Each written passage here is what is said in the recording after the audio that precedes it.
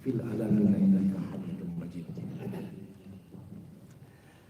Bapak-bapak jamaah rahimahullah, alhamdulillah kita panjatkan puja dan puji serta syukur kita kepada Allah Subhanahu wa taala yang banyak melimpahkan nikmat dan karunia kepada kita sampai hari ini, sampai detik ini. Mudah-mudahan kita bisa memanfaatkan seluruh anugerah Allah Subhanahu wa taala yang Allah berikan kepada kita setiap saat itu dalam rangka untuk beribadah kita kepada Allah Subhanahu wa taala. Bapak-bapak rahimahullah,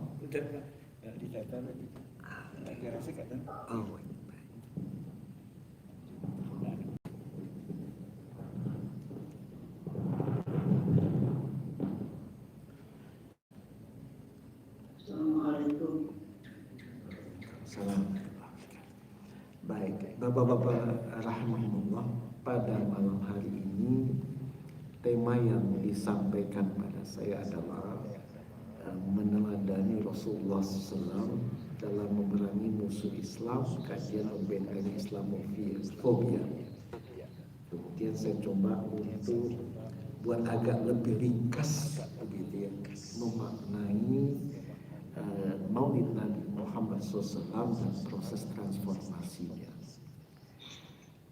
Satu hal yang penting menjadi perbincangan di dalam konteks aspek tentang Maulid ini, tentu saja bahwa persoalan kelahiran, kematian adalah sesuatu yang alami, sesuatu yang biasa-biasa saja sebenarnya.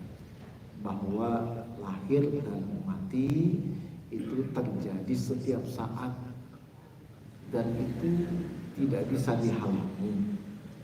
Dan di dalam Islam memang tidak ada perintah secara khusus yang menempatkan tentang hari lahir ini dan juga hari kematian sebagai hari yang disebut sebagai hari istimewa yang harus diperingati begitu. Nah, dalam konteks inilah maka Rasulullah SAW sampaikan dalam satu hadisnya, Qul innama ana basyarum mithlukum yuha. Sebenarnya ini adalah ayat Al-Quran Al-Karim yang kemudian Allah menyatakan tentang Rasulullah itu adalah katakan wahai Muhammad. Qul, kalau kemudian kita melihat ada kata qul di dalam ayat Al-Quran sebagaimana qul huwallahu ahad, qul a'udzu birabbin nas dan selanjutnya, maka kata qul itu adalah perintah Allah kepada Rasulnya. Jadi untuk apa? Untuk mengatakan tentang sesuatu. Katakan Muhammad, innama ana basyarum mithlukum yuha. Katakan Muhammad bahwa sesungguhnya aku adalah basyarum, adalah manusia, mithlukum yuha, sebagaimana juga kalian manusia, yang kemudian Allah turunkan wahyu. Nah, innama ilahukum ilahun wahidun, sesungguhnya Tuhan kalian adalah Tuhan yang satu. Fastaqimu ilaihi, kalian tegak lurus dengan Tuhan yang satu itu.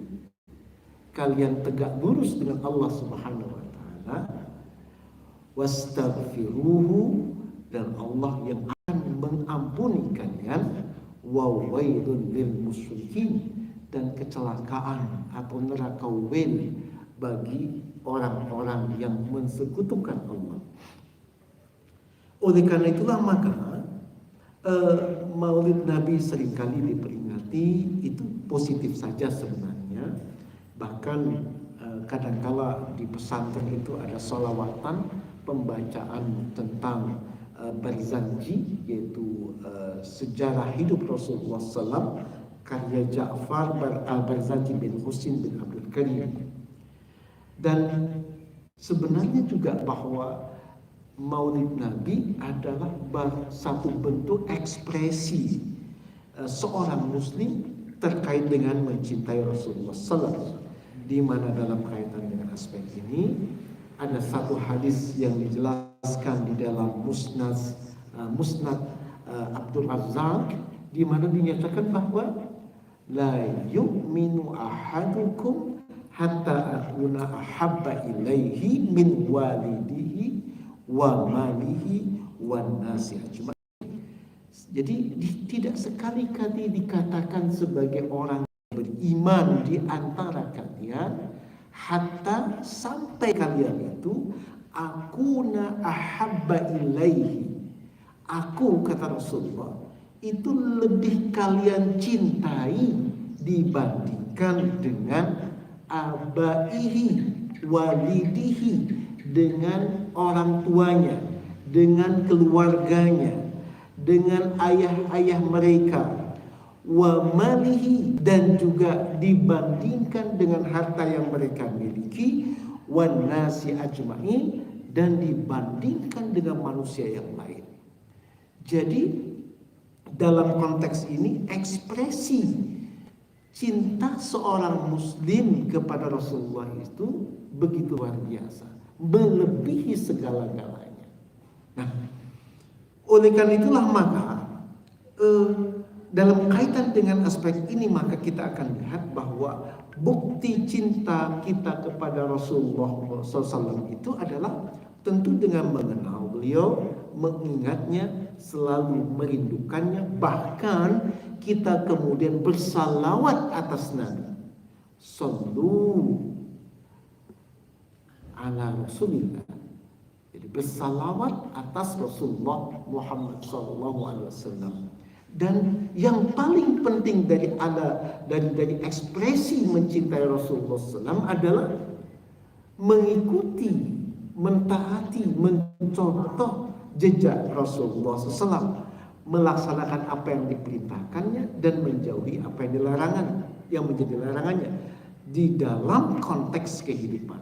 Nah, oleh karena itu maka ini kalau kemudian kita lihat di dalam bagaimana sirah Rasulullah SAW gambarkan secara ringkas begitu, bagaimana Rasulullah SAW sebelum menjadi Rasul dan pasca Rasulullah SAW setelah menjadi Rasul. Kita bisa lihat Rasulullah itu mendapatkan wahyu pada usia 40 tahun. Pada usia 40 tahun, dan setelah itu Rasulullah menjadi Rasul dan Nabi. Dengan apa? Dengan turunnya surat Al-Alaq ayat 1 sampai 5. Dan wahyu yang pertama serta kata yang pertama pada wahyu itu, yang terdapat pada kalimat pertama pada kata wahyu itu adalah kata Iqra. Pertanyaannya adalah, apakah Rasulullah SAW bisa membaca? Ketika malaikat Jibril mengatakan Iqra, baca wahai Muhammad, maka Rasulullah menjawab, ma'ana bil qari, apa yang harus saya baca? Karena memang saya tidak bisa membaca. Kemudian malaikat Jibril mendekap Rasulullah, Iqra, baca wahai Muhammad. Rasulullah SAW lagi mengatakan, saya tidak bisa membaca, ma'ana bil qari, saya tidak bisa baca. Sekali lagi kemudian malaikat Jibril memeluk Rasulullah SAW dan Iqra, diperintahkan untuk membaca lagi-lagi Rasul ma'ana bil qari. Sampai kemudian malaikat Jibril menuntun Rasulullah SAW membaca surat Al-Alaq ayat 1 sampai ayat yang ke-5. Pertanyaannya adalah, kata Iqra itu maknanya apa? Membaca. Kalau itu, apakah ketika Rasulullah SAW mendapatkan wahyu yang pertama ada selembar kertas dan turun dari langit, kira-kira begitu? Tidak ada. Sementara Rasul diperintahkan untuk membaca. Terus yang mau dibaca itu apa? Itu kan menjadi satu aspek penting, karena secara tekstual wahyu itu turunnya dalam bentuk lisan, dalam bentuk perkataan lisan, tidak dalam bentuk teks yang datang dari langit, terbang dari langit ke Rasulullah. Kan gak ada itu. Yang ada adalah perintah membaca. Nah kalau begitu maka ada apa dengan membaca? Maka di dalam khazanah bahasa Arab, kalau nanti kita pelajari bahasa Arab, Iqra itu menunjukkan kepada kita bahwa umat Islam sejak awal sudah diajak oleh Allah Subhanahu wa taala, bahkan diperintahkan oleh Allah Subhanahu wa taala untuk berpikir. Karena untuk membaca sesuatu, memahami sesuatu, itu mesti kemudian menggunakan akal sehatnya. Gak mungkin membaca tanpa melibatkan akal sehat. Jadi kalau begitu perhatian yang besar sekali yang terdapat dalam Islam sejak awal adalah Allah perintahkan kita untuk menggunakan akal yang kita miliki, yang kemudian dalam bahasa hari ini disebut akal sehat. Pertanyaannya adalah akal bapak-bapak ada di mana posisinya? Kira-kira Ustaz, akalnya di mana? Ayo, di kepala. Ini namanya otak. Di dalam kepala ini ada otak. Apakah kemudian akal itu is the same as dengan otak? Kalau kemudian akal itu sama dengan otak, maka bagaimana dengan orang gila yang juga punya otak tetapi tidak punya akal? Gitu. Jadi kalau gitu di mana akalnya, Ustaz?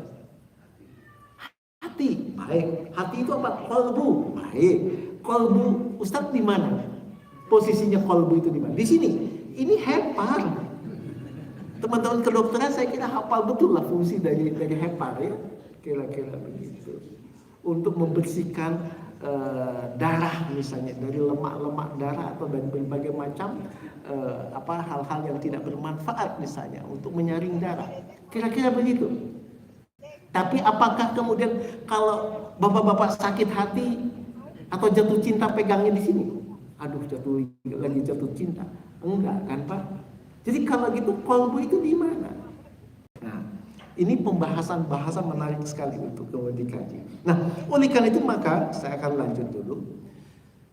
Ekspresi seorang mukmin di dalam konteks ini adalah keterkaitan Rasulullah, meneladani Rasulullah SAW. Kenapa demikian?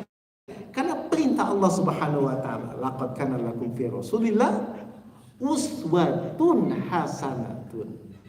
Dan sungguh bahwa di dalam diri Rasulullah SAW itu ada uswatun, ada keteladanan, ada teladan yang kemudian ditunjukkan oleh Rasulullah SAW.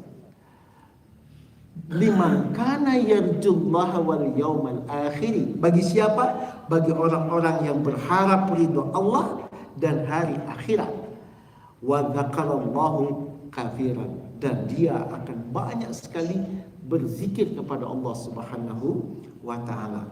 Jadi kenapa ekspresi dari mencintai seorang mukmin pada Rasulullah SAW itu apa? Menjadikan Rasulullah sebagai uswah, sebagai teladan. Nah, oleh karena itu maka akan lihat betapa agungnya akhlak Rasulullah SAW dalam aspek apa? Kenapa saya tidak menyebutnya mulia? Nanti akan ada perbedaan. Dalam konteks beliau sebagai kepala rumah tangga, sebagai unit bagian dari komunitas dalam masyarakat yang paling kecil. Sebagai seorang pengusaha, Rasulullah adalah teladan yang luar biasa, jujurnya. Sebagai seorang pendidik, sebagai seorang pendakwah yang menyampaikan Islam sebagai seorang yang sangat humanis terhadap sesama manusia, Rasulullah sebagai seorang negarawan, dan Rasulullah sebagai seorang imam perang. Saya ingin menyebut bahwa akhlak Rasulullah ini bukan lagi akhlak yang mulia, tetapi akhlak Rasulullah adalah akhlak yang agung. Apa sebabnya?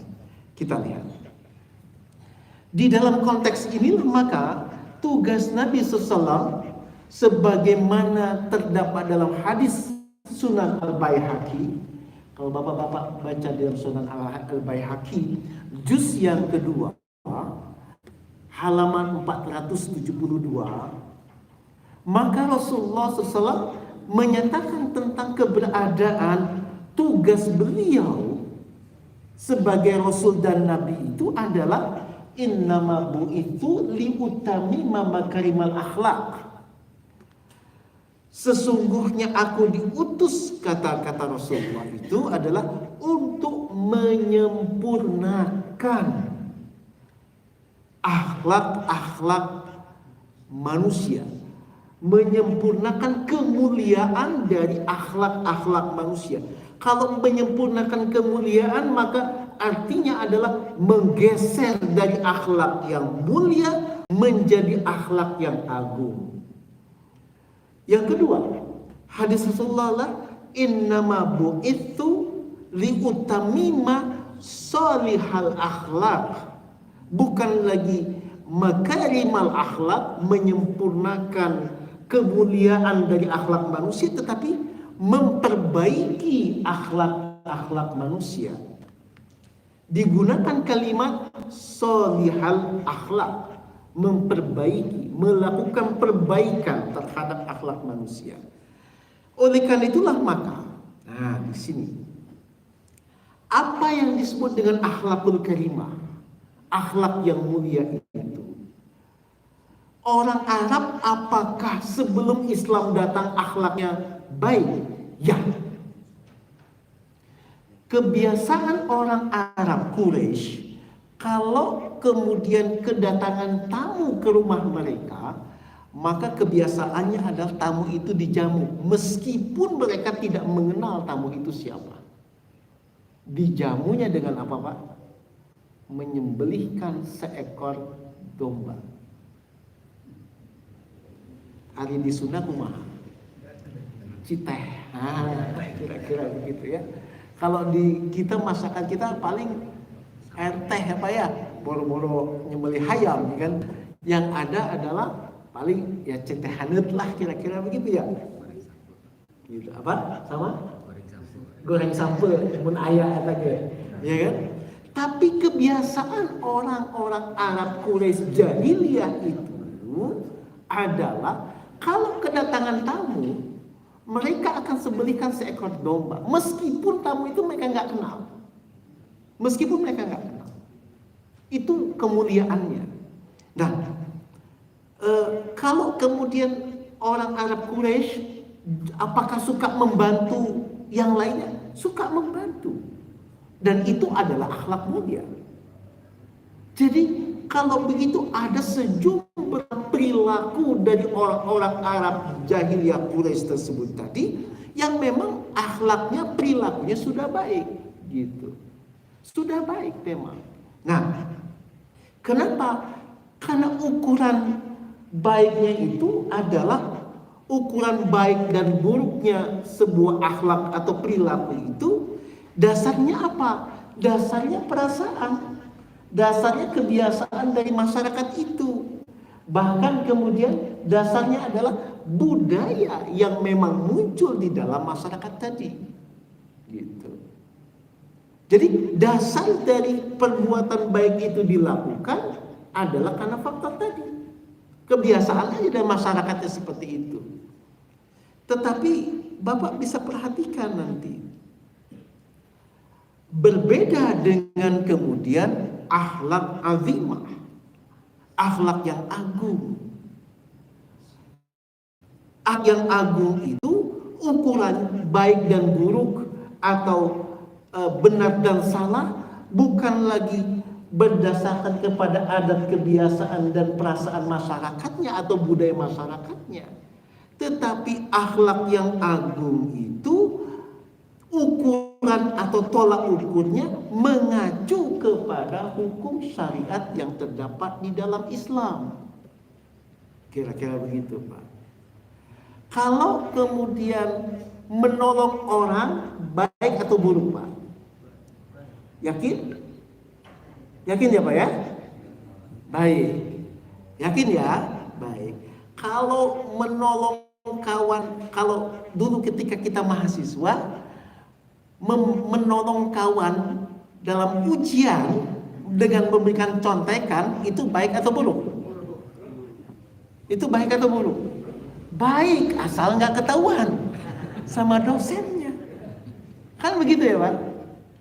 Betul kan? Kalau ketahuan menjadi buruk. Makanya kemudian kalau dapat nilai A, hasil nyontek bahagia tuh enggak? Oh, bahagia banget meskipun nyontek gitu. Sedih enggak, Pak, dapat nilai A hasil nyontek? Sedih enggak? Enggak ya? Setuju ya, Pak? Setuju. Baik. Kalau kemudian korupsi baik atau buruk? Manipulasi uang negara baik atau buruk? Buruk. Kalau ketahuan. Kalau nggak ketahuan dan berjamaah, nggak ketahuan dan dilakukan berjamaah, kong kaling kong saling menutupi satu dengan yang lain, baik atau buruk? Baik. Kenapa? Karena nggak ketahuan dan mau disebut-sebut, ya kan? Nah, jadi baik dan buruk itu pada masa jahiliyah Quraisy tadi itu tergantung dari kebiasaan masyarakatnya seperti apa, gitu. Tetapi ini yang diubah oleh Rasulullah SAW. Ukuran baik buruk bukan lagi ukurannya adalah kebiasaan adat istiadat, tetapi ukurannya adalah bagaimana hukum syariat yang Allah turunkan kepada manusia itu di dalam memberikan penilaian terhadap baik dan buruk. Nah, dengan demikian maka dalam konteks inilah maka kita lihat sekarang apa yang terjadi di dalam fase-fase Rasulullah SAW sebelum menjadi Rasul dan Nabi dan setelah Rasulullah menjadi Rasul dan Nabi. Bapak bisa perhatikan pada fase ini. Pada fase pertama, sebelum Rasulullah Muhammad SAW menjadi Rasul dan Nabi, ya, sebelum Rasulullah SAW menjadi Rasul dan Nabi, siapa orang yang bernama Muhammad itu? Orang yang bernama Muhammad itu adalah orang yang dikenal luas di kalangan orang-orang Arab jahiliyah Quraisy sebagai orang yang akhlaknya adalah akhlak mulia. Ya kan, Pak? Kenapa? Suka membantu orang lain. Ya. Rasulullah adalah orang yang santun terhadap orang lain, gemar menolong orang lain, jujur di dalam perniagaan, tidak pernah kemudian mengurangi sukatan, tidak pernah mengurangi timbangan. Dan Rasulullah atau orang yang bernama Muhammad, karena beliau sebelum menjadi Rasul dan Nabi itu, beliau adalah orang yang mendapatkan gelar satu-satunya di kalangan orang Arab Quraisy jahiliyah dan belum pernah diberikan kepada siapapun juga pada masa itu dengan gelar Al-Amin. Al-Amin itu apa? Sangat dipercaya.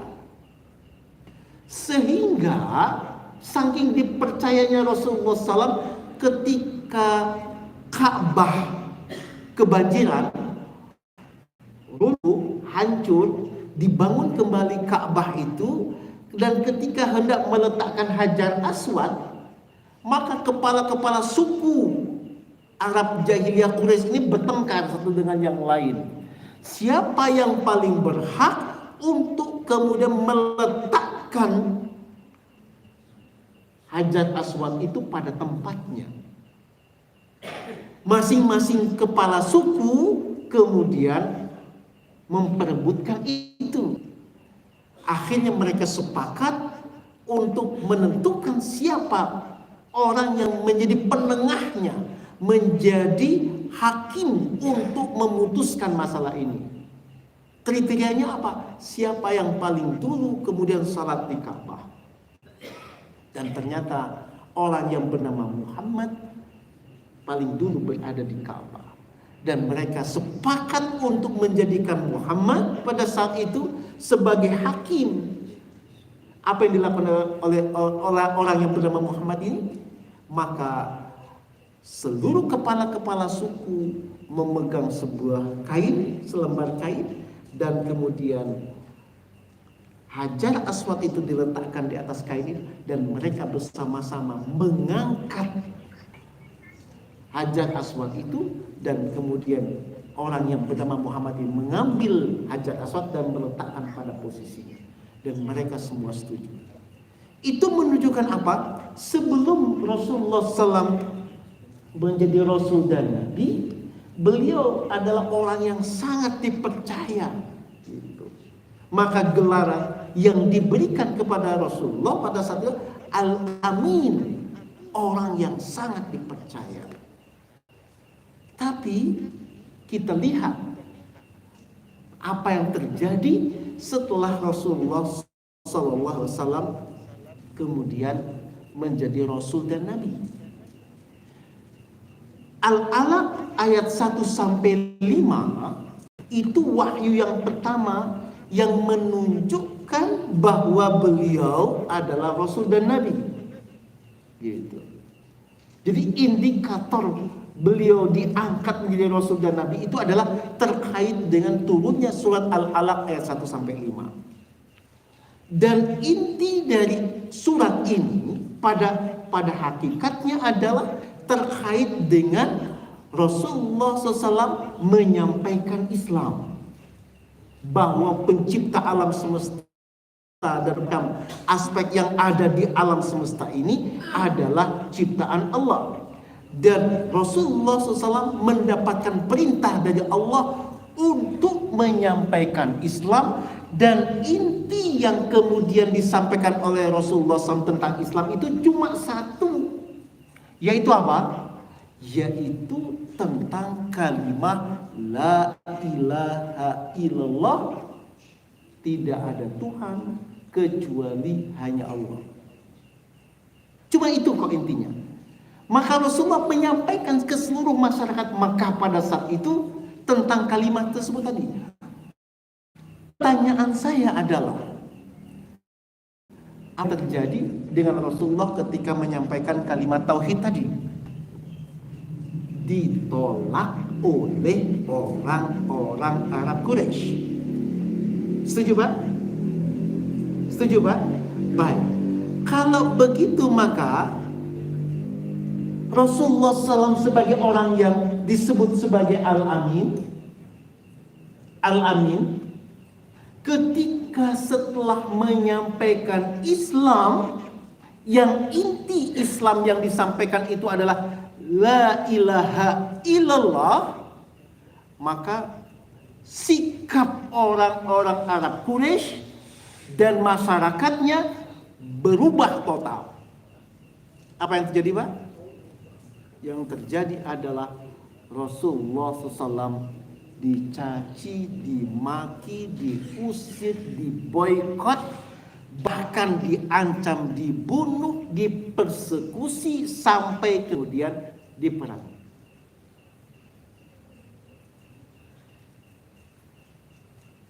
Bapak perhatikan gelar pujian Rasulullah SAW sebelum menjadi Rasul, Al-Amin, orang yang sangat baik reputasinya di tengah-tengah masyarakat. Beliau memiliki akhlak yang mulia. Tetapi ketika kemudian menyampaikan Islam cuma intinya satu saja, yaitu kalimat la ilaha illallah, maka kok jadi berubah total gitu. Yang tadinya kemudian disanjung, yang tadinya kemudian dipuji, yang tadinya kemudian dijadikan sahabat, sekarang dicaci maki, dimusuhi, diboikot, sampai bahkan hendak dibunuh dan kemudian diperangi. Pertanyaan adalah, ada apa? Kok jadi berubah total? Kenapa, Pak? Kok jadi berubah kondisinya? Padahal yang disampaikan cuma satu kan? La ilaha illallah. Tidak ada Tuhan kecuali hanya Allah. Apa orang Arab itu tidak tahu tentang Allah? Tahu, Pak. Kalau mereka ditanya orang-orang Arab Quraisy, man khalaqas samawati wal arda, siapakah yang menciptakan langit itu dan bumi itu? Maka saya qurunallaha, mereka mengatakan Allah yang menciptakan itu semua. Tapi yuk taat kepada Allah? Enggak, kami akan menjalankan ibadah sesuai dengan contoh-contoh adat kebiasaan nenek moyang kami. Cuma itu kok. Apa mereka tidak mengenal Allah? Mengenal Allah. Mereka tahu tentang Allah? Tahu tentang Allah. Tapi yuk kita bersama dalam kalimat yang sama tentang la ilaha illallah? No way. Enggak. Nah kalau begitu, inti persoalannya ada apa dengan kalimat la ilaha illallah? Ada apa makna dari kalimat la ilaha illallah itu? Sehingga para pemuka-pemuka Quraisy itu menolak. Bahkan kemudian Rasulullah mendatangi mereka, mendakwakan, mengajak Abu Jahal, Abu Sufyan dan Abu Gosok yang lain itu untuk kemudian menerima kalimat itu. Nggak mau. Kenapa? Gitu. Nah, disinilah maka kemudian pemahaman tentang kalimat la ilaha illallah itu menjadi tidak sederhana. Apa sebab? Kita akan lihat bahwa satu kondisi yang terjadi di dalam masyarakat Arab Quraisy itu adalah penyembahan terhadap paganisme, keberhalaan. Setuju ya Pak ya? Makanya di Ka'bah itu terdapat lebih dari 360 berhala besar dan kecilnya di dalam dan di luar Ka'bah. Tapi kita lihat dulu sebentar sebelum saya menjawab kenapa pada masa the pre-Islamic Arab Society. Jadi apa yang terjadi pada masyarakat Arab sebelum Islam datang? Nah, dalam konteks ini maka bapak-bapak rahimahumullah, maka bapak-bapak akan lihat bahwa kalau ini adalah Jazirah Arabia, ini adalah Laut Merah, ini adalah Mesir, Egypt. Nah, ini adalah Laut Merah, di sini tempat tenggelamnya Firaun. Ini adalah Jazirah Arabia. Ini ada Saudi Arabia, di sebelah sini ada Madinah, di bawahnya ada Mekah. Apa yang terjadi ketika sebelum Islam datang?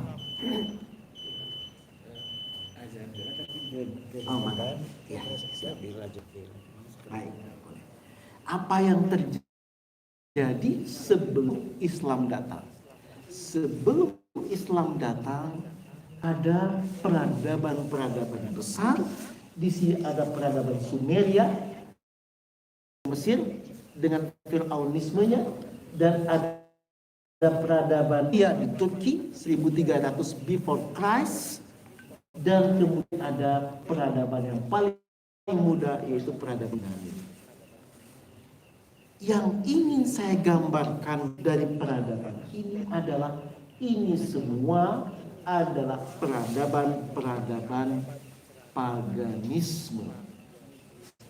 Rasul dan Nabi sudah banyak diturunkan oleh Allah Subhanahu wa taala kepada mereka untuk hanya satu, mengenalkan tentang kalimat la ilaha illallah. Mekah dan sekitarnya itu pun tidak berbeda, yaitu adalah paganisme. Paganisme yang dimaksudkan apa?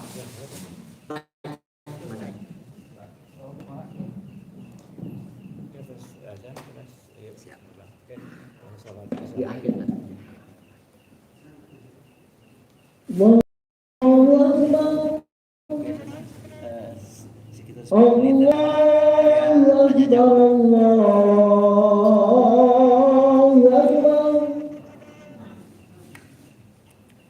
Asyhadu an la ilaha illallah.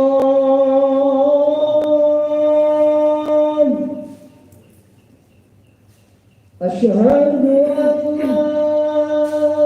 ilaha illallah.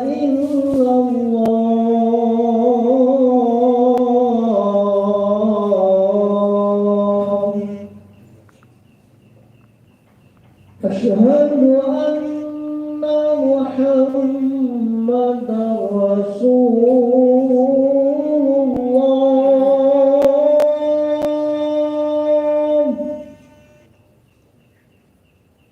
Asyhadu anna Muhammadar Rasulullah.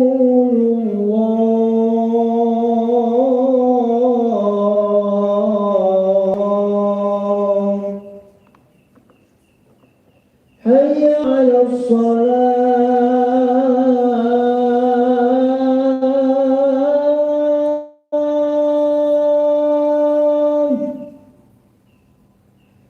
Hayya 'alas shalah.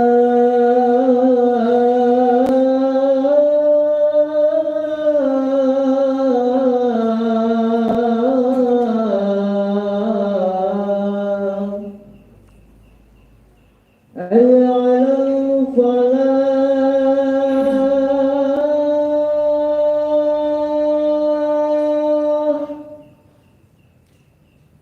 Hayya 'alal falah.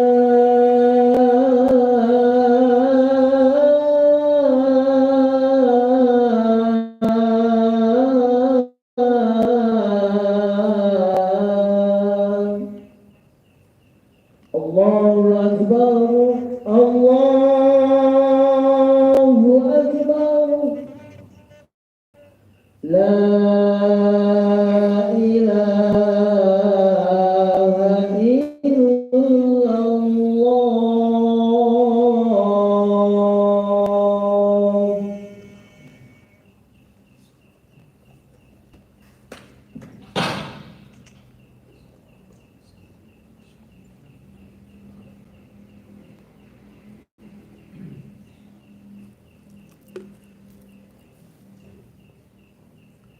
Baik, Bapak-bapak, kita lanjutkan sedikit lagi ya.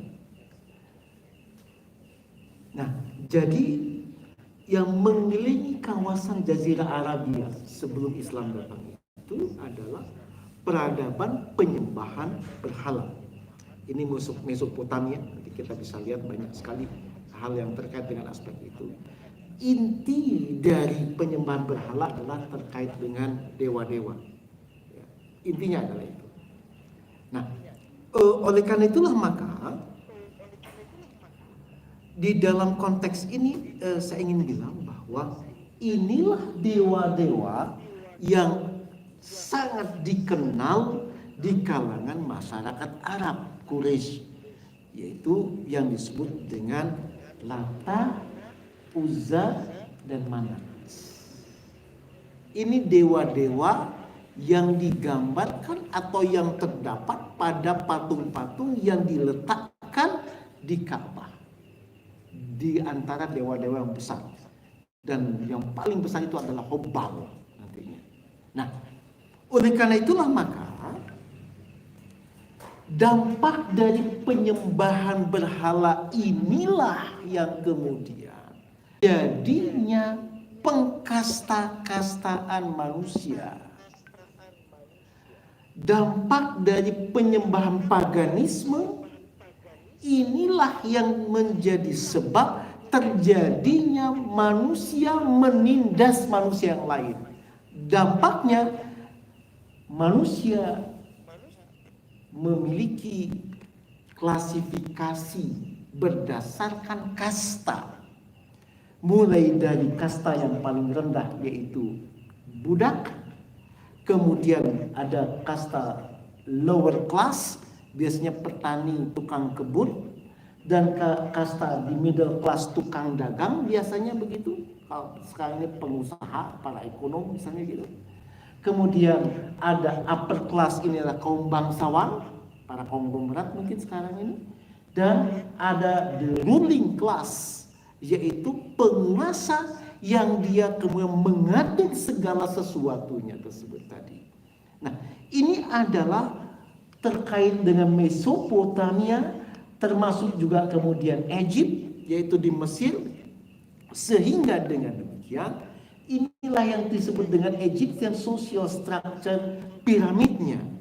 Jadi manusia itu gara-gara paganisme, keberhalaan, maka dibuat manusia itu stratifikasi sosial dengan sistem pengkastaan yang berbeda-beda satu dengan yang lain, yang ini semua menunjukkan penindasan manusia atas manusia yang lain. Dan ini pula yang terjadi di dalam kehidupan masyarakat Quraisy. Jadi ada orang yang disebut dengan slaves, yaitu para budak begitu. Maka kita bisa lihat bagaimana Bilal bin Rabah itu adalah mantan budak. Status budak bagaimana? Status budak bisa diperjualbelikan gitu.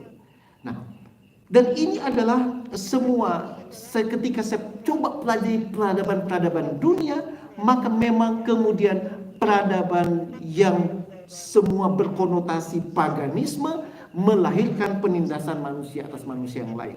Paganisme itu penyembahan terhadap berhala. Jadi keberhalaan itu adalah merusak kemanusiaannya manusia. Kenapa? Nanti kita lihat.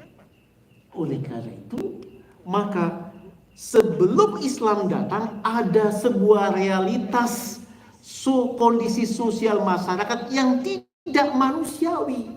Gara-gara keberhalaan itu, penyembahan terhadap berhala. Kalau penyembahan terhadap berhala itu artinya adalah kedaulatan seseorang itu diserahkan bulat-bulat kepada berhala tadi.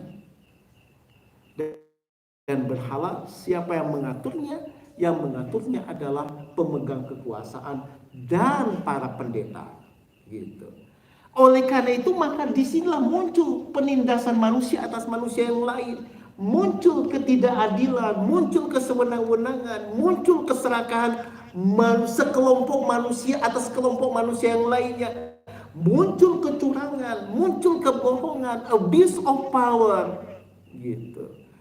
Termasuk perbudakan, pembunuhan, kekuasaan berdasarkan hawa nafsu. Zina, pornografi, porno aksi dan macam-macam. Dalam konteks masyarakat paganisme biasanya status wanita tidak dianggap sebagai manusia. Wanita sama rendahnya dengan kelompok hewan. Itu yang terjadi di dalam masyarakat Arab Quraisy. Apa buktinya? Buktinya adalah Umar bin Khattab pernah membunuh anak perempuannya sendiri yang masih kecil. Ketika anak perempuannya lahir, Umar sedang melakukan pengembaraan. Baru beberapa tahun berikutnya beliau pulang dan beliau menyangka anaknya itu laki-laki karena didandaninya oleh ibunya seperti pakaian laki-laki. Tapi ketika dia tahu bahwa anaknya ini adalah perempuan, Dia bawa ke padang pasir, dia gali padang pasir itu, dan dia jerumuskan anaknya ke dalam lubang tadi, dan dia timbun dengan tangannya sendiri. Kenapa? Makanya Al-Quran menggambarkan, kalau seandainya kemudian pada keluarga-keluarga orang Arab jahiliyah Quraisy itu lahir anak perempuan, maka merah padam wajah dari bapaknya itu. Kenapa? Saking marahnya, saking malunya.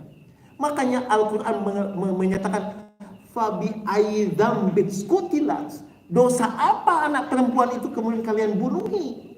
Atas dosa apa? Kira-kira begitu pertanyaannya. Kalimat retoris yang menunjukkan kepada kita bahwa Al-Quran mengkritik kebiasaan sosial masyarakat Quraisy yang seperti tadi. Gitu. Oleh karena itu maka abuse of power di dalam kemudian kebiasaan masyarakat paganisme terjadi. Nah, kenapa sebabnya? Karena di dalam konteks masyarakat paganisme, penyembahan terhadap berhala, maka seorang manusia menyerahkan kedaulatannya kepada paganisme itu. Inilah yang kemudian menjadi aspek penting di dalam Islam. Apa itu? Yang berdaulat di dalam manusia itu Allah ataukah manusia? Bagi seorang mukmin, kalimat la ilaha illallah ini adalah penyerahan kedaulatan hidup seorang manusia hanya kepada Allah. Maka makna dari kalimat la ilaha illallah artinya apa? Bukan hanya sekedar tidak ada Tuhan kecuali Allah, tetapi tidak ada satupun la ta'ata illa Allahu. Gak ada satupun yang boleh ditaati kecuali ketaatan itu hanya kepada Allah Subhanahu wa ta'ala. Kalau begitu la ilaha illallah maknanya apa? La hukma illallah, tidak ada satu hukum pun yang berlaku dalam diri seorang muslim, seorang mukmin, kecuali hukum itu adalah hukum yang berasal dari aturan Allah Subhanahu wa ta'ala. Kalau begitu makna kalimat la ilaha illallah itu apa? Yaitu la mahbuba ilallah, tidak boleh ada sesuatu yang dicintai kecuali kecintaan itu hanya kepada Allah Subhanahu wa ta'ala satu-satunya. Nah, inilah yang disampaikan oleh Rasulullah SAW kepada masyarakat Arab Quraisy. Yang diminta oleh Rasulullah SAW itu adalah penyerahan kedaulatan mereka sebagai seorang manusia. Dan kedaulatan itu hanya diserahkan kepada Allah. Sehingga dampaknya apa? Kalau orang Arab Quraisy menerima kalimat la ilaha illallah, maka itu artinya mereka tidak bisa membuat hukum secara sewenang-wenang. Itu artinya mereka tidak bisa perintahkan manusia secara semau gue. Mereka tidak bisa lagi abuse of power. Mereka tidak lagi bisa menindas manusia atas manusia yang lainnya. Mereka tidak bisa melakukan kezaliman atas nama kekuasaan yang mereka miliki. Kenapa? Karena semua itu harus dikendalikan berdasarkan apa yang Allah mau, bukan berdasarkan apa yang menjadi hawa nafsu mereka. Jadi kalau begitulah, maka la ilaha illallah pada esensinya adalah penyerahan kedaulatan seorang manusia kepada Allah. Oleh karena itu maka bapak-bapak, akal bapak-bapak di mana? Di kepala lah ya. Kepala yang mana? Mana aja deh. Nah, kira-kira deh. Kepala kita ini adalah tempat kehormatan kita. Setuju? Setuju, Pak? Setuju ya? Kalau ada seandainya orang yang ada gungkeun, dikit-dikit ambek moal Yakin? Badudin cobian? Ya kan? Sepakat ya? Kalau ada orang yang kemudian ngadegungkeun gitu, maneh mah, ngamak moal pasti marah. Yakin ya? Kalau ada orang anu ngadedetkeun hulu urang, kepala kita didedetkeun gitu, dikitukeun, marah. Mau coba? Jangan praktek ya. Ngambek enggak? Percaya deh, pasti marah. Kenapa? Karena tidak boleh satu orang pun menyentuh kepala kita tanpa izin kita. Setuju? Sekalipun tukang cukur. Ya kan? Betul kan Pak? Kenapa? Tempat kehormatan kita. Nah sekarang dengan kalimat la ilaha illallah ini yang menjadi tempat kehormatan kita itu sekarang ditaruh di atas tanah. Sujud kitanya Pak. Kepada siapa? Kepada Allah. Kita serahkan seluruh kedaulatan akal sehat kita, termasuk hawa nafsu kita, diri kita, hanya kepada Allah Subhanahu wa Ta'ala. Maka kemudian kita sujud dengan meletakkan tempat kehormatan kita di atas tanah, sejajar dengan tanah, lebih rendah dari bokong kita. Setuju Pak? Dan kita mengatakan Subhana Rabbiyal A'la. Ya Allah, Engkau Maha Suci yang Maha Tinggi. Kalau begitu apa Pak? Kalau begitu maka siapa yang berdaulat dalam diri seorang mukmin tadi? Bukan lagi dirinya, tetapi Allah Subhanahu wa Ta'ala. Nah, dalam konteks tadi maka ketika Allah perintahkan ya ayyuhalladzina amanu aqimus shalah wa atuz zakah, jawaban kita apa Pak? Sami'na wa ata'na. Kami dengar ya Allah, kami taat. Setuju? Ketika Allah perintahkan untuk ya ayyuhalladzina amanu kutiba alaikumusiyam, wahai orang yang beriman, diwajibkan atas kalian untuk menunaikan saum pada bulan Ramadan. Jawaban kita sami'na wa ata'na. Ketika Allah perintahkan kepada kita wa'adzin fin nas bil haji, diserukan kepada manusia untuk melakukan ibadah haji, maka jawaban kita labbaik Allahumma labbaik labbaik la syarika laka labbaik innal hamda wa ni'mata laka wal mulk la syarika lak. Setuju? Tapi persoalannya adalah apakah kemudian perintah Allah itu cuma sholat, zakat, saum, ibadah haji, umroh, zikir dan berdoa saja? Kan tidak. Setuju Pak ya? Nah, disinilah maka ketika Allah Subhanahu wa Ta'ala perintahkan tentang persoalan masalah kutiba alaikum al-qisasu fil qatla, diwajibkan atas kalian untuk melakukan qisas dalam perkara pembunuhan. Nah lo, kira-kira jawaban kita gimana Pak tentang hukum qisas? Wah, eta mah hukum yang kejam, sadis, barbar. Komentar kita kan begitu kan? Komentar Jawa, masyarakat kita begitu ya. Pak Nurul Jamil gimana? Oh, bertentangan dengan HAM. Padahal ayatnya kan sama dengan saum Ramadan, kutiba alaikumus syiyam. Bedanya cuma objeknya, yaitu yang satu saum, yang satu qisas. Qisas itu adalah death penalty bagi orang yang melakukan pembunuhan. Nah, gimana Pak? Hukum qisas setuju? Ditampi moal? Tampi atau ditolak? Sami'na wa ata'na atau sami'na wa asaina? Kami asai-asai aja dah. Kira-kira itu Pak. Itu masalahnya. Karena penyerahan diri total kita kepada Allah. Kira-kira begitu. Disinilah maka umat Islam banyak sekali salah paham terhadap hukum itu.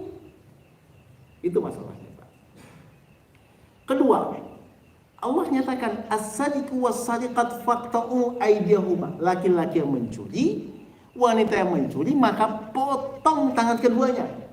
Bahkan Rasulullah menyatakan, "Lau kanat Fatimah binti Muhammad saraqat faqata'tu yadaha." Kalau seandainya Fatimah binti Muhammad ini yang melakukan pencurian, aku sendiri yang potong tangannya. Hadisnya sahih kok.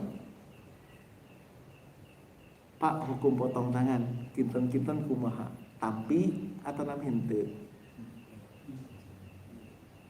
Umat Islam gimana respon terhadap hukum yang seperti ini?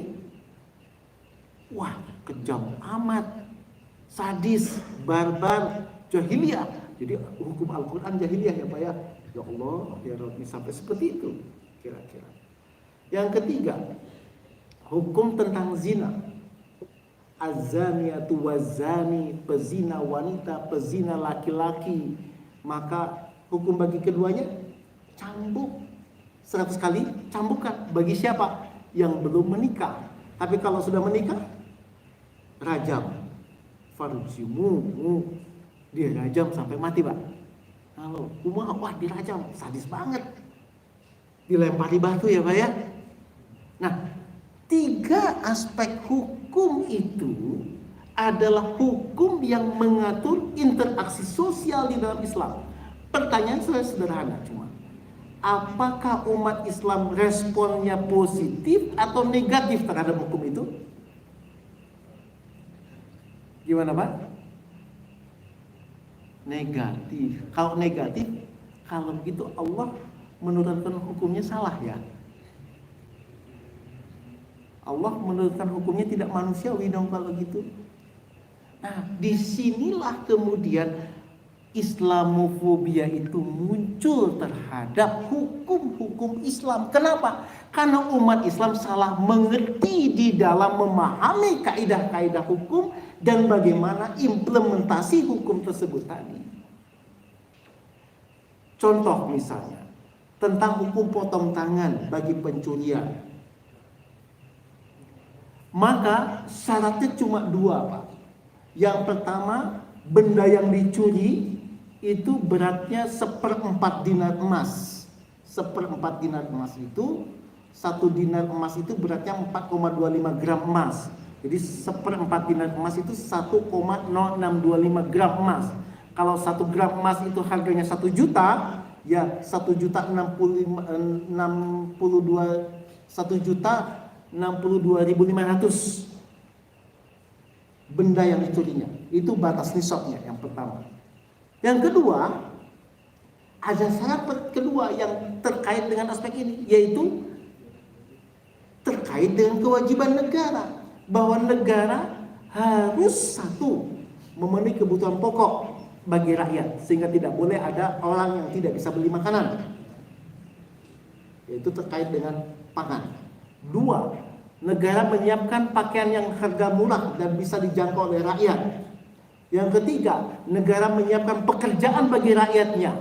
Dan yang keempat, negara menyiapkan fasilitas perumahan bagi rakyatnya. Jika 4 aspek ini terpenuhi oleh negara, maka baru hukum itu dapat diberlakukan. Jika tidak, tak bisa. Jadi kalau begitu hukum itu diberlakukan dalam kondisi bagaimana? Masyarakatnya sejahtera, terpenuhi kebutuhan-kebutuhan pokok, sehingga tidak ada lagi peluang rakyat untuk melakukan pencurian. Itu kan Pak? Gak ada lagi peluang itu. Nah, ketika sudah tertutup semua peluang untuk melakukan pencurian, terus ada yang mencuri, baru mencuri itu disebabkan bukan karena lapar, tetapi karena faktor hawa nafsunya. Baru di situ hukum tadi berlaku, Pak. Adil atau tidak, Pak? Aspek yang kedua tentang hukum qisas yang seringkali salah dimengertikan. Hukum qisas itu Al-Quran menyebutkan inna fil qisasi hayatun ya ulil albab. Di dalam hukum qisas itu ada tanda-tanda kehidupan bagi orang-orang yang berakal. Artinya apa? Hukum ini hukum preventif untuk mencegah supaya orang tidak melakukan melakukan pembunuhan, menghilangkan nyawa orang lain. Sebab apa? Kalau Anda lakukan pembunuhan, ini loh ada hukum yang tegas tentang masalah itu. Sehingga nyawa siapa jaga dengan kondisi hukum tadi. Tapi coba hari ini dibandingkan oleh bapak-bapak. Harga nyawa manusia itu berapa? Berapa sih harganya sekarang? Hampir dapat dikatakan gak ada harganya. Betapa banyak, betapa gampang orang membunuh orang lain. Kasus polisi tembak polisi misalnya. Ya kan? Gampang banget. Karena faktor atasan ini bawahan jeder, selesai. Kasus yang kemarin tuh satu lapangan sepak bola, berapa banyak yang meninggal dunia? Apa itu ayam? Kan sanes Pak, jelema eta teh. Kok jadi begitu penanganannya gitu loh. Belum lagi pembunuhan di mana-mana. Terus hukum di mana hari ini? Hukum di mana hari ini posisinya? Begitu. Kenapa? Karena kita bisa lihat banyak sekali oknum, terlalu banyak oknum yang kemudian mempermainkan hukum. Kenapa? Karena nggak takut dengan hukum itu sendiri. Lah terus kalau begitu maka yang ditakuti itu siapa kalau begitu hari ini? Bukan lagi Allah Subhanahu wa Ta'ala. Karena hukum bisa dipermainkan oleh manusia. Kalau perlu berjamaah dipermainkannya. Dan itulah fakta-fakta pada hari yang terjadi. Nah, jadi dengan kalimat la ilaha illallah ini sebenarnya adalah esensinya apa yang didakwakan oleh Rasulullah adalah Rasulullah meminta penyerahan kedaulatan yang dimiliki oleh seorang manusia hanya kepada Allah Subhanahu wa Ta'ala. Serahkan kedaulatan kepada Allah. Itu yang dimaknai dengan la ilaha illallah. Nah ini yang gak mau dilakukan oleh para pembesar Quraisy. Oleh karena itulah maka masyarakat Arab Quraisy itu bukan bodoh gak bisa baca tulis, tetapi rendah akhlaknya. Gitu Pak. Perilaku mempertujukan hawa nafsu, hukumnya zalim, tajam ke bawah, tumpul ke atas. Peribadahannya rusak gara-garanya. Gitu. Tradisi mabuk. Dan sekarang ini bagaimana juga terkait dengan masalah tadi. Tradisi zina, sekarang seks online bisa akses dengan gampang sekali. Aksi pornografi membunuh anak perempuan. Bagaimana kemudian tingkat aborsi di Indonesia cukup tinggi hari ini. Dan ini kan bukan lagi perempuan yang dibunuh Pak, tapi setiap anak yang dibunuh. Curang dalam timbangan, penjudian, judi online, bahkan kemudian dengan judi ini ada hal yang juga kita terkejut-kejut juga dengan masalah ini. Gitu. Jadi ada persoalan yang memang kemudian terjadi besar di dalam masyarakat Arab pada masa itu. Riba, mencuri. Nah, Rasulullah datang itu adalah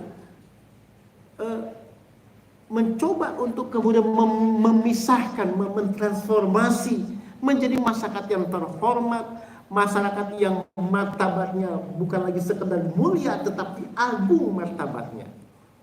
Hidup distandarisasi dengan halal dan haram berdasarkan nas Al-Qur'an Al-Karim. Kemudian ibadah bebas dari kemusyrikan, begitu. Gak ada lagi kemudian tentang persoalan supaya ada balap motor kemudian pakai panci gitu dikentong-kentong supaya hujannya eureun misalnya. Nggak ada lagi yang kayak gitu seharusnya gitu Pak ya. Akal dan pemikirannya jadi terjaga, tidak lagi kemudian akal itu liar kemana-mana. Nasab manusia juga terjaga, terhormat begitu. Jelas bapaknya siapa, anak ini anak siapa. Generasi yang soleh dan soleh akan lahir dari kondisi masyarakat yang seperti ini. Kehidupan penuh barokah. Sekarang apa yang kita rasakan? kayaknya khawatir kehidupan kita nggak barokah. Makanya kemudian maulid seringkali dilakukan, tetapi apakah kemudian kita mampu mengubah kondisi umat Islam ini menjadi lebih baik daripada hari ini? Ini menjadi pertanyaan kita. Nah, oleh karena itulah maka maulid Nabi artinya mencintai Nabi, mengikuti Nabi artinya kita melakukan perubahan. Perubahan apa? Perubahan yang menurut hemat saya, kalau hari ini yang kita lakukan adalah perubahan masyarakat yang memang dari perilaku-perilaku yang buruk, yang jauh dari nilai-nilai Islam, kepada perilaku yang baik, yang distandarisasi dengan halal haram yang terdapat di dalam Islam. Baik Bapak-bapak rahimahullah, inilah tugas kita pada hari ini. Jadi oleh karena itu simpulannya adalah yang pertama, la ilaha illallah itu maknanya adalah penyerahan kedaulatan seorang manusia hanya kepada Allah Subhanahu wa taala. Dan yang kedua, bahwa Rasulullah SAW mengubah masyarakat yang kemudian buruk perilakunya menjadi masyarakat yang agung perilakunya.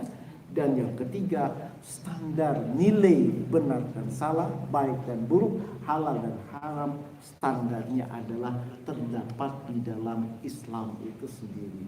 Sehingga dengan demikian maka umat Islam tidak boleh takut atau fobia terhadap hukum dan nilai-nilai Islam. Barakallahu walakum. Assalamualaikum warahmatullahi wabarakatuh. Mungkin pertanyaan ini mungkin ada dari masjid, juga ada dari yang ada di rumah biasanya Pak. Mangga. Kita punten siapa yang bertanya? Ada yang bertanya?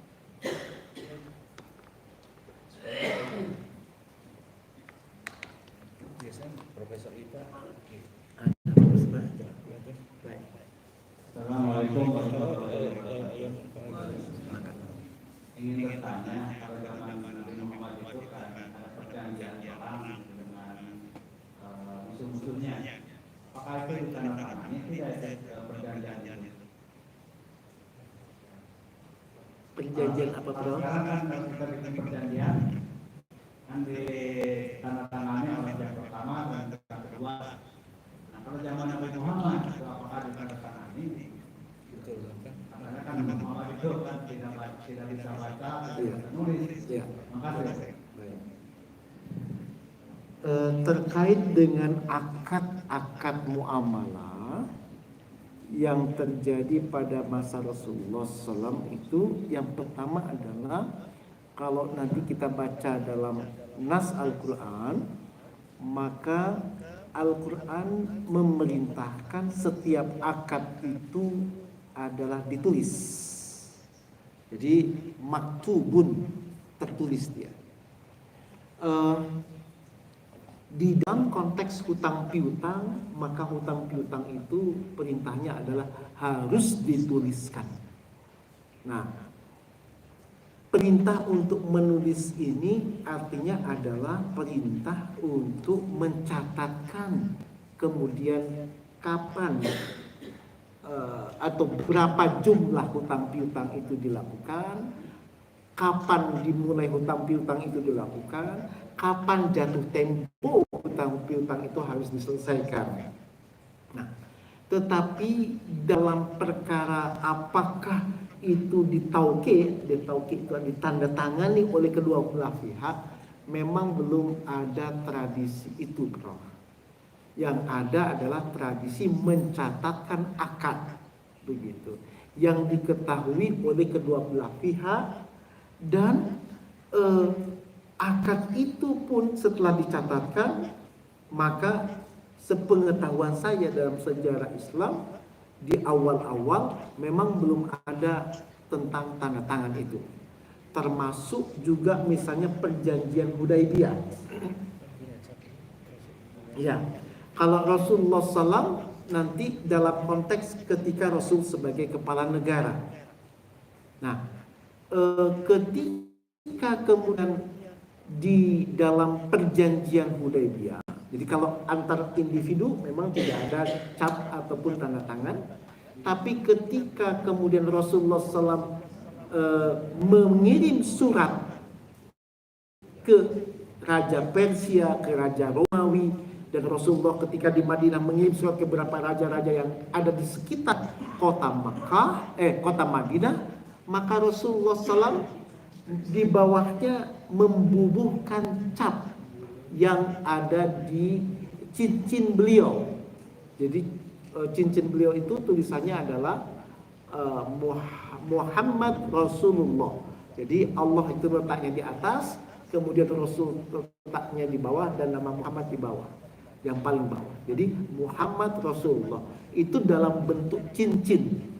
Nah, cincin itu dicapkan kepada kertas yang dikirimkan. Itu sepengetahuan saya kalau kemudian surat itu berasal dari Rasulullah SAW. Tapi kalau kemudian perjanjian muamalah itu antar individu, memang belum ada tradisi itu. Saling seperti sekarang misalnya perjanjian saling menandatangani satu dengan yang lain, belum ada. Nah, jadi dasarnya apa? Dasarnya adalah kepercayaan di antara masing-masing pihak. Sehingga dengan demikian maka yang penting dalam konteks tadi adalah yang sepengetahuan saya dicatatkan perjanjiannya, tapi tidak ada tanda tangan di situ, bro. Itu namanya terkait dengan masalah tadi. Tapi perjanjiannya tertulis. Tertulis, perjanjian akad-akadnya tertulis. Termasuk juga misalnya perjanjian Hudaybiyah antara Rasulullah SAW dengan orang-orang kafir Quraisy pada saat itu, gencatan senjata, di mana kemudian 10 tahun gencatan senjata kaum muslimin dengan orang-orang kafir Quraisy yang ada di Mekah, itu kemudian tertulis, dan kemudian perjanjian itu pun dia dipegang oleh masing-masing pihak, lembaran-lembarannya, begitu. Itu yang terkait dengan masalah.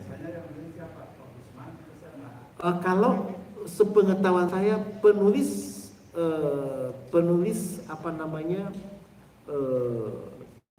nas Al-Quran itu adalah Zaid bin Thabit, sahabat Rasulullah SAW. Zaid bin Thabit, kemudian Ali bin Abi Thalib juga bisa menuliskan, kemudian beberapa penulis-penulis yang lain, Ibnu Rawaha juga sebagai penulis tentang masalah aspek tadi.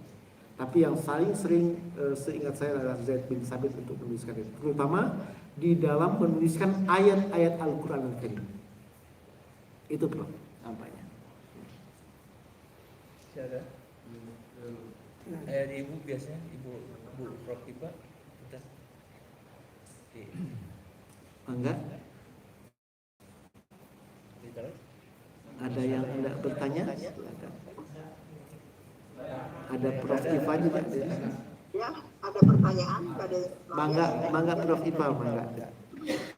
Assalamualaikum warahmatullahi wabarakatuh. Waalaikumsalam. Tadi kan bahwa akhir-akhir kita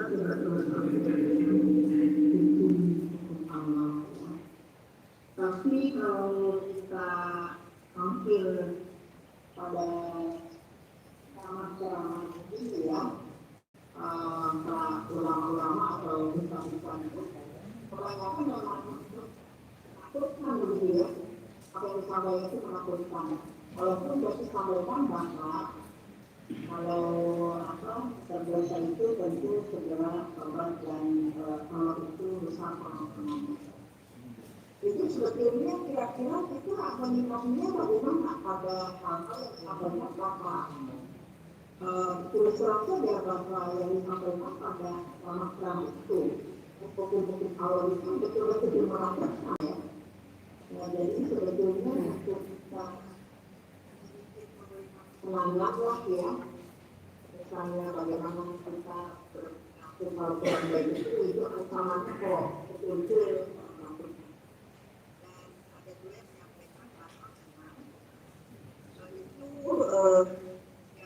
Kebenaran atau hal-hal yang dari Allah itu pada Allah itu sampaikan itu karena di dalam Al-Quran itu memang ada hal-hal yang memperlihatkan apa kekuasaan Allah dan hukuman-hukuman yang bisa diberikan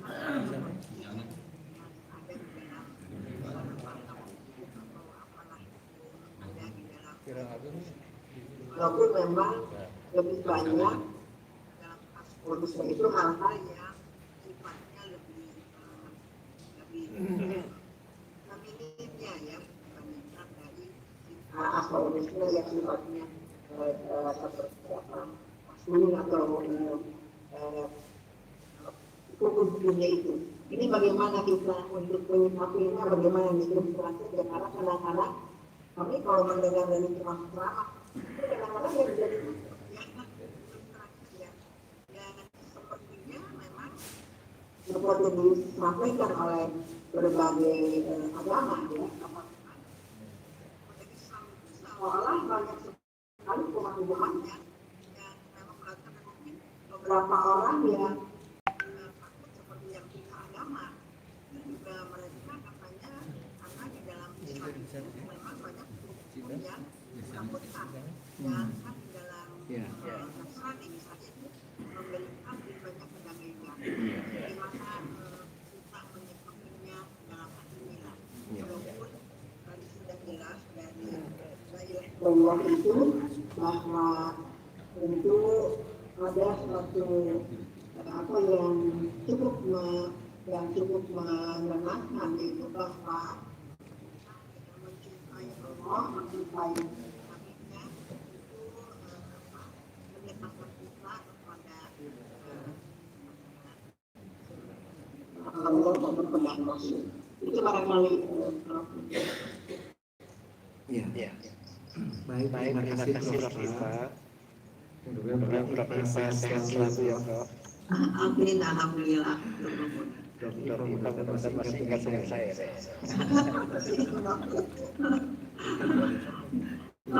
Itu kan Bapak kami itu yang Iya, yang itu diasuh sama Prof. Imendra almarhum. ya, itu kita sama-sama di KPIH dulu ya. Semua Prof. Iya. Baik, pertanyaan Prof. Iva menarik sekali. Memang benar bahwa ada semacam fobia di tengah-tengah umat Islam, terutama terkait dengan hukum-hukum Islam. Kalau hukum-hukum seputar persoalan masalah ibadah, sholat, zakat, saum, ibadah haji, kemudian zikir, doa, relatif tidak ada masalah. Tapi ketika hukum-hukum itu sudah mulai mengatur wilayah ruang publik, terutama di dalam menyelesaikan problematika yang terjadi di dalam kehidupan sosial. Bahwa dalam kehidupan sebuah masyarakat terjadi kejahatan berupa pembunuhan itu fakta. Pencurian terjadi juga di dalam sebuah masyarakat itu adalah fakta. Praktikan korupsi dan manipulasi uang negara di dalam kondisi masyarakat kita itu fakta. Kemudian perbuatan asusila sampai pada persoalan perzinahan, sampai pornografi, pornoaksi itu adalah fakta. Nah, problematika sosial yang sebegitu banyak tadi, apakah Islam punya solusi enggak untuk menghentikannya, bahkan kemudian mengubahnya dari masyarakat yang kemudian gemar melakukan praktika itu sehingga menjadi masyarakat yang berhenti dan bahkan menjunjung tinggi akhlak mulia. Tentu saja dalam kaitan dengan aspek ini maka ada satu komentar yang dikemukakan oleh Dr. Said Sakib Al-Salam. Jadi beliau seorang pemikir Mesir dari Kairo. Beliau menyatakan dalam satu bukunya yaitu lima taqaddama al-muslimun wa lima taqaddama khairuhum. Jadi lima ta'akhkhara al-muslimun wa lima taqaddama khairuhum. Kenapa sih umat Islam mengalami kemunduran sementara umat Islam itu mengalami kemajuan? Kata Dr. Syed Zakir Al-Salam, sebabnya adalah karena umat Islam dia bodoh terhadap ajaran agamanya. Apa yang dimaksud dengan hal aspek itu? Disebutkan dengan kalimat jahil terhadap agamanya. Artinya apa? Umat Islam tidak mengerti esensi yang terdapat di dalam agamanya, terutama di dalam konteks yang berkaitan dengan pemecahan problematika yang terjadi di dalam kehidupan sebuah masyarakat.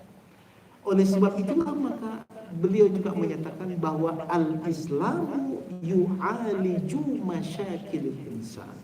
Jadi Islam itu adalah solusi terhadap problematika manusia. Nah, sekarang kalau terkait dengan misalnya masalah pembunuhan dengan ada hukum qisas, maka hukum qisas itu sebenarnya solusi terhadap problematika yang terkait dengan penghilangan nyawa manusia secara sengaja. Tetapi bahwa hukum qisas itu kemudian berimplikasi apa? Kalau seseorang melakukan pembunuhan, maka alternatifnya ada dua. Yang pertama, kemudian jika dia dimaafkan oleh keluarga korban, maka dia selamat.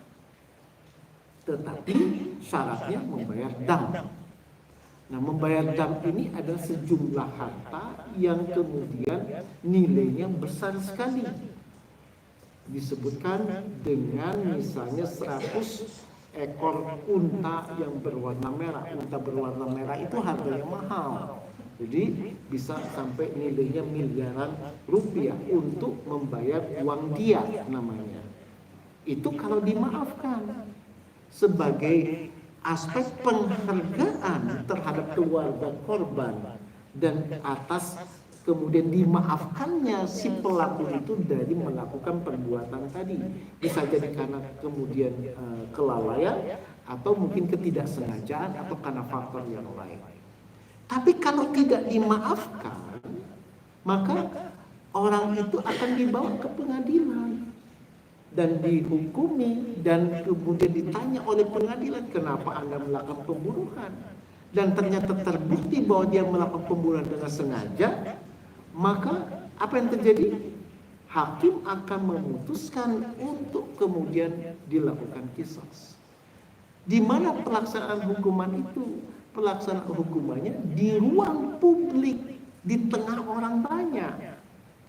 Nah, kebayangkan sudah diputuskan oleh pengadilan, maka orang itu pada waktu berikutnya yang ditentukan oleh hakim dilaksanakan hukum tersebut tadi di tengah orang banyak. Gimana caranya? Bisa kemudian dipancung, bisa kemudian dengan hukum tembak mati, atau bisa dengan digantung.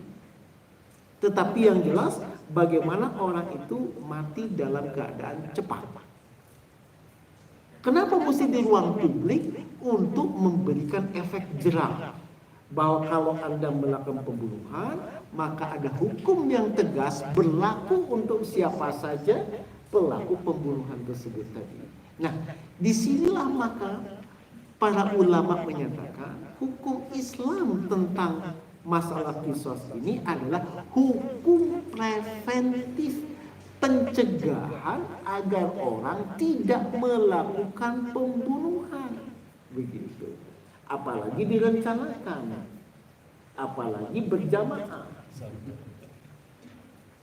Kalau kemudian yang terbunuhnya satu orang tapi itu dilakukan berjamaah, 100 orang yang terlibat di dalamnya, kan tentu ingat itu Pak. Betapa kejamnya manusia kalau begitu. Maka dia akan terkena hukum yang sama dari yang melakukan pembunuhan sampai kemudian yang membantu aspek itu semua. Nah, itu menunjukkan penghargaan Islam terhadap nyawa manusia. Makanya Al-Quran menggambarkan bahwa membunuh satu orang manusia sama artinya dengan membunuh manusia seluruh dunia. Itu. Kemudian terkait dengan misalnya masalah hukum potong tangan tadi. Bagaimana kalau kemudian hukum potong tangan itu dilakukan? hukum potong tangan itu dilakukan di ruang publik ketika hakim sudah membuktikan bahwa ternyata memang orang ini terbukti mencuri, maka hakim akan memutuskan potong tangannya. Di mana? Di ruang publik. Di mana dilakukan potong tangan? Dipisahkan pergelangan tangannya, lengannya dengan tangannya, dipisahkan ini. Sendi ini ditarik, dilepaskan. Di ruang publik, Pak. Setelah itu bagaimana? Setelah kemudian dilepaskan, tentu dengan pedang yang sangat tajam sekali, diobati oleh pengadilan. Dan setelah itu masuk penjara. Islam nggak memerlukan penjara. Islam tidak memerlukan penjara. Setelah itu bagaimana? Setelah diobati, perban, please go home. Silakan pulang. Pertanyaannya sederhana. Besok akan mencuri lagi? Pasti enggak. Ada efek jerak. Itu yang pertama. Bagi orang yang melihat praktika itu akan mencoba untuk melakukan pencurian juga tidak. Kenapa? Aduh, ini gitu. Nah, kira-kira begitu, Pak. Jadi Islam tidak memerlukan penjara. Begitu. Bagaimana kalau korupsi uang negara? Berjamaah korupsinya. Maka hukumnya bukan lagi kemudian potong tangan, Pak, tapi bisa kemudian terkena dengan hukum death penalty ketika merugikan keuangan negara. Nah, itu akan memberikan efek jerak. Nah, di situ kemudian hakim nanti menentukan berat atau tidak beratnya terkait dengan orang yang melakukan korupsi. Nah, sekarang kenapa banyak orang melakukan korupsi? Karena memang tidak takut dengan hukum itu sendiri. Karena hukum kehilangan wibawa. Karena hukum bisa dipermainkan oleh oknum-oknum pelaksana hukum itu sendiri. Karena hukumnya memang tidak berwibawa, gitu. Nah, di situ letak persoalan yang terkait dengan hukum Islam tadi. Sekarang kita hitung-hitungan, Pak. Islam sepanjang sepengetahuan saya tidak memerlukan penjara. Sekarang kita lihat bagaimana beban negara di dalam mengurusi orang jahat. Katakanlah misalnya di Indonesia ada berapa orang jahat? Katakanlah dari Sabang sampai Merauke 1 juta orang lah ya. Kita ambil yang bulatnya saja. Apa orang di penjara itu harus makan enggak? Dikasih makan. Siapa yang kasih makan? Negara. Negara dari mana duitnya? Dari pajak rakyat. Satu kali makan berapa? Satu kali makan berapa, Pak? 10.000. Jadi tiga kali makan 30.000 per satu orang ya. Jadi kalau gitu ada 1 juta orang kali 30.000 untuk 3 kali makan per hari, ya kan? Kali 1 bulan kali 12. Berapa, Pak? Berapa, Pak? Saya sudah hitung, kalau kemudian biaya itu semua sekitar 4,7 triliun hanya untuk makan saja. Belum bentuk air. Air beli nggak, Pak? Katakanlah harganya sama dengan harga makan. Kali 2. Belum kemudian perlu lampu nggak, Pak? PLN bayar nggak? Bayar. Uangnya dari mana? Uang negara. Kan nggak gratis. Katakanlah harganya sama dengan harga makan. Kali 3 aja. Perlu nggak kemudian gaji para hakim? Perlu. Ya kan? Dari Sabang sampai Merauke. Berapa gajinya? Katakanlah sebesar itu. Kali 4. Perlu nggak kemudian gaji para jaksa? Perlu. Perlu nggak gaji polisi? Perlu. Perlu nggak buat penjara? Perlu. Perlu nggak kemudian fasilitas aspek yang lain? Katakanlah ada 10 komponen untuk mengurusi orang jahat. Apa dana yang diperlukan untuk urus orang jahat? 47 triliun, 47,5 triliun. Hanya mengurusi orang jahat. Tapi dalam Islam kemungkinan cuma 2, Pak. Kalau nggak disukabumikan, suruh pulang. Kalau yang kisas disukabumikan, Pak, karena dia membunuh. Kalau yang cuma mencuri, potong tangan, selesai, pulang. Perlu penjara? Perlu kasih makan? Enggak diperlukan. Jadi mana yang lebih murah? Hukum Islam atau hukum yang lain? Gimana Pak Ketua DKM? Nah, jadi maksud saya adalah menjelaskan itu, Islam itu adalah agama rahmatan lil alamin. Dia tidak kejam. Hukum Islam itu hukum preventif, pencegahan agar orang tidak zalim pada orang lain.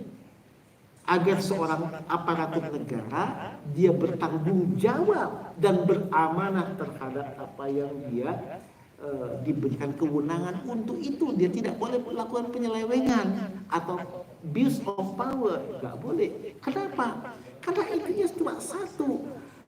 Dengan kalimat la ilaha illallah tersebut tadi, itu artinya adalah kita serahkan kedaulatan kita hanya kepada Allah.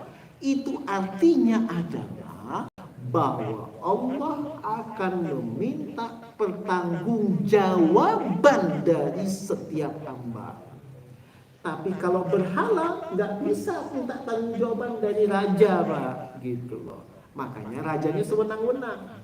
Makanya apalagi kalau raja itu mendaulatkan diri menjadi Tuhan, sebagaimana Fir'aun, ana rabbukumul a'la, saya ini Tuhan kamu yang paling tinggi. Makanya Fir'aun sewenang-wenang di dalam melakukan kekuasaannya. Dia hidupkan orang yang dia sukai, dia bunuh orang yang tidak dia sukai. Maka terjadilah perbudakan. Maka piramid itu yang dibangun itu kan karena faktor perbudakan manusia atas manusia yang lain gitu. Kekejaman Fir'aun luar biasa, Pak. Orang yang tidak disukainya bisa digoreng, Pak. Jadi pernah lihat crispy bayi belum, Pak? Belum pernah gitu. Itu Fir'aun melakukannya, Pak. Merebus orang itu biasa begitu. Manusia direbus dibikin sop apa? Kira-kira begitu. Kekejaman seperti itu. Kenapa? Abuse of power. Kenapa? Karena tidak ada pertanggungjawab sama siapa? Sama berhala. Wong berhala itu tidak pernah bisa mendengar, tidak bisa melihat, tidak bisa melakukan apapun juga. Karena kekuasaan ada pada diri manusia. Nah, sekarang kalimat la ilaha illallah itu ada penyerahan kedaulatan yang dimiliki oleh seseorang hanya kepada Allah. Akibatnya apa? Kalau Bapak macam-macam melakukan sebuah aktivitas, perbuatan, ingat Pak, Allah akan meminta pertanggungjawaban. Walaqad dzara'na li jahannama katsiran minal jinni wal insi lahum qulubun la yafqahuna biha wa lahum a'yunun la yubsiruna biha wa lahum adhanun la yasma'una biha ulaika kal an'am bal hum adall.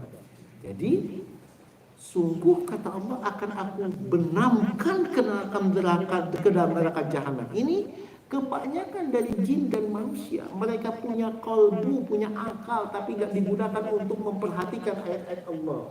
Tidak digunakan untuk mendengar ayat-ayat Allah. Tidak digunakan untuk melihat ayat-ayat Allah. Maka kata Allah, mereka bagaikan hewan-hewan ternak, bahkan lebih sesat lagi dari hewan itu. Dan ujungnya adalah dengan penyerahan kedaulatan kepada Allah, maka Allah akan nyatakan, Iqra kitabaka kafa binafsika yawma 'alaika hasiba. Saya, Bapak, dan kita semua akan wafat, akan meninggal dunia. Setuju? Betul kan, Pak? Saya dulu, Bapak dulu. Saya duluan. Oke, Bapak berikutnya ya. Oke, saya dulu atau Pak Ketua DKM dulu? Ya, sebenarnya gitu ya. Nah, tapi kan kematian nggak ada yang tahu. Tapi persoalannya bahwa kita akan pasti tinggal menunggu waktu persoalannya kan itu kan? Yakin Pak? Betul kan Pak? Kapan meninggal dunia? Nggak tahu kita. Setuju ya Pak ya? Tapi setelah meninggal dunia itulah yang jadi problem bagi kita. Apa itu? Pertanggungjawaban di sisi Allah Subhanahu wa taala. Iqra kitab.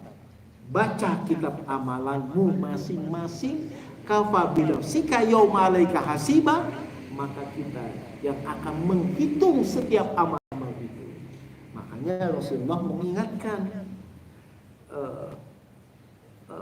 Atadruna al-muflisa, apa kalian tahu orang yang mengalami kebangkrutan? Para sahabat mengatakan, ya Rasulullah, al-muflisu fina, orang muflis, orang bangkrut di antara kami adalah la dinar wala dirham, orang yang tidak punya dinar dan tidak punya dirham. Kata Rasulullah, bukan. Orang muflis itu adalah nanti ketika yaumul kiamah, dia bawa pahala salat, bawa zakat, pahala kemudian saum, dia bawa pahala hajinya ke hadapan Allah Subhanahu wa taala, dan kemudian ada sekelompok orang yang mengadukan orang ini ke hadapan Allah. Ya Allah, tidak pantas orang ini untuk masuk surgamu. Kenapa? Dia kemudian pernah zalim kepada saya, harta saya diambilnya. Apa yang dilakukan? Allah ambilkan pahala orang ini, Allah limpahkan kepada orang itu. Yang ngadunya banyak gitu loh. Ya Allah, orang ini pernah memfitnah saya sepanjang hidupnya. Allah ambilkan lagi pahalanya terus begini. Dan semakin banyak orang mengadukan, pahalanya diambilkan sampai pahala itu habis, sementara yang mengadukannya masih banyak. Apa yang terjadi?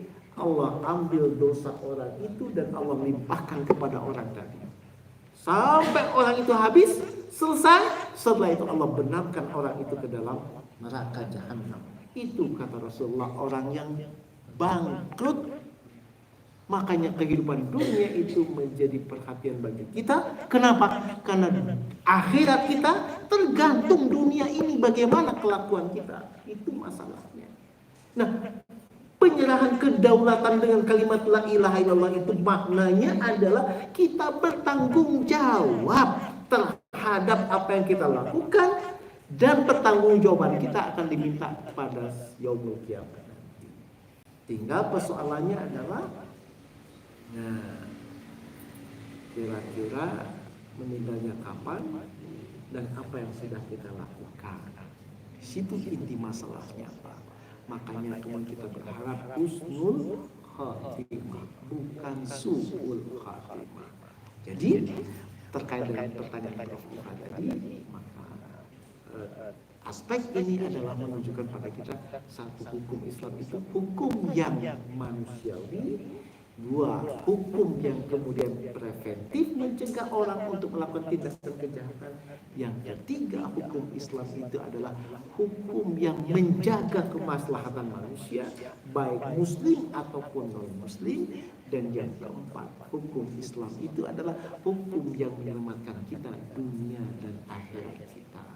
Oleh karena itu, maka dalam aspek yang terakhir adalah bahwa kalimat la ilaha illallah yang menjadi inti pesan dakwah Rasulullah adalah sebenarnya terkait dengan menuntut penyerahan kedaulatan itu yang kita miliki sebagai seorang mukmin hanya diserahkan kepada Allah, tidak kepada yang lain.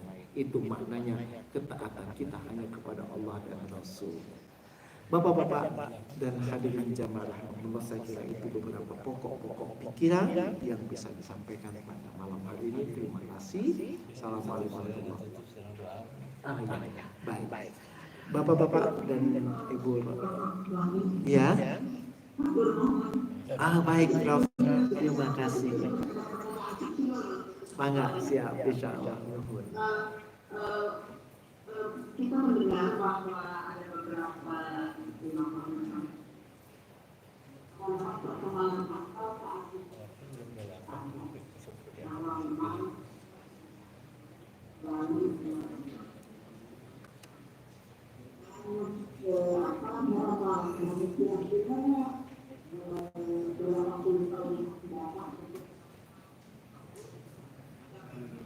Sesi kedua aja nanti kita